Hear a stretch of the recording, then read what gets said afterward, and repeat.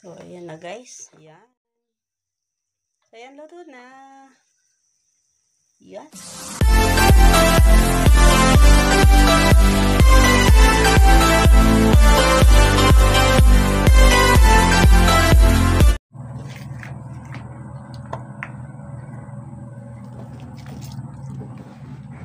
So, dyan guys, ay nilagay na yung mga ricado ng ating lamang loob ng baboy na pinakuluan na natin. Magagawa tayong dinuguan.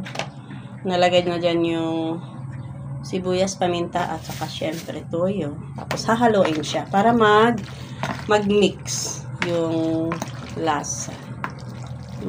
Mag-mix yung ricado. At syempre, bago ko naman yan hiniwa, ay nilinis ko ring mabuti yan.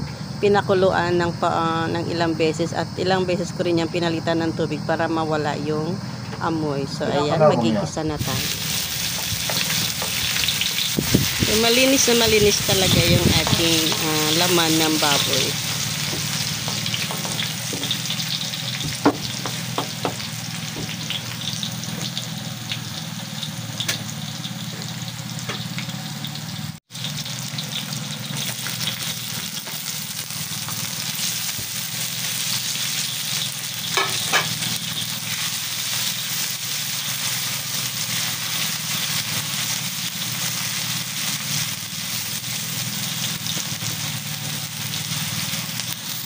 Yan na guys, lumabas na yung bango, yung aroma ng bawang at sibuyas.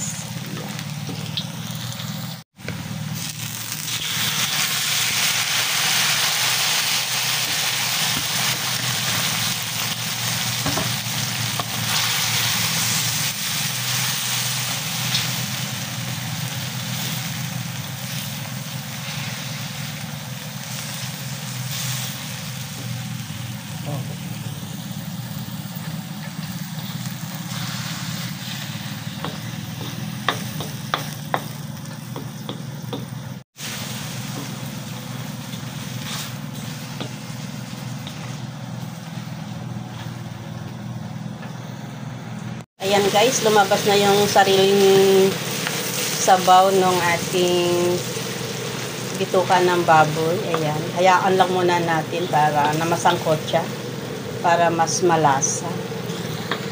Itakpan na muna natin. Lalagyan na natin dyan ng tubig.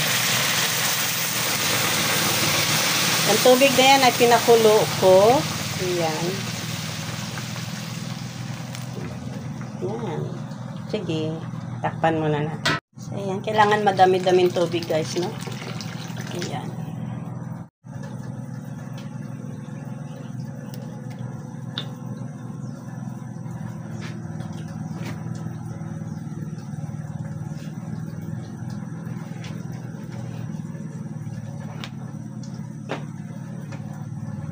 Lalagyan na natin ng suka.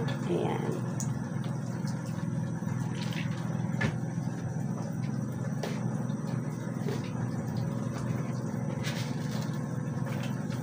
Asin. Kasi baka kulang pa yung toyo kanina nilagay natin.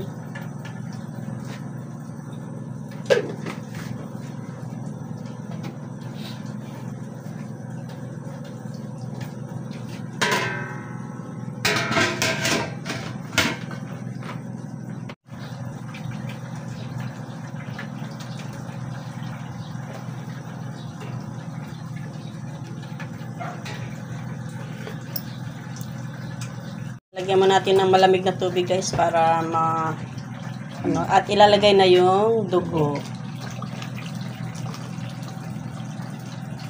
Habang nilalagay yung dugo guys, hahaluin para hindi mamumuo.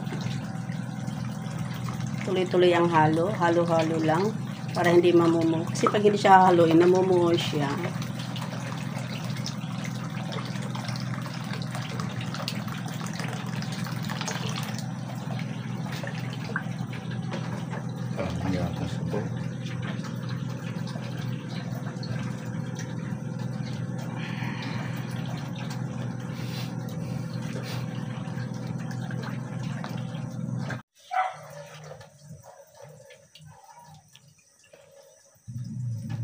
ng takpan para maiga.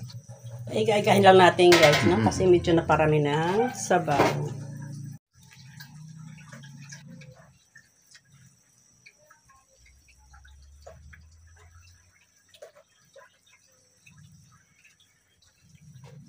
So, ayan na guys. Ayan. So, ayan, luto na. Yan, ang sarap na ng dinuguan. Thanks for watching.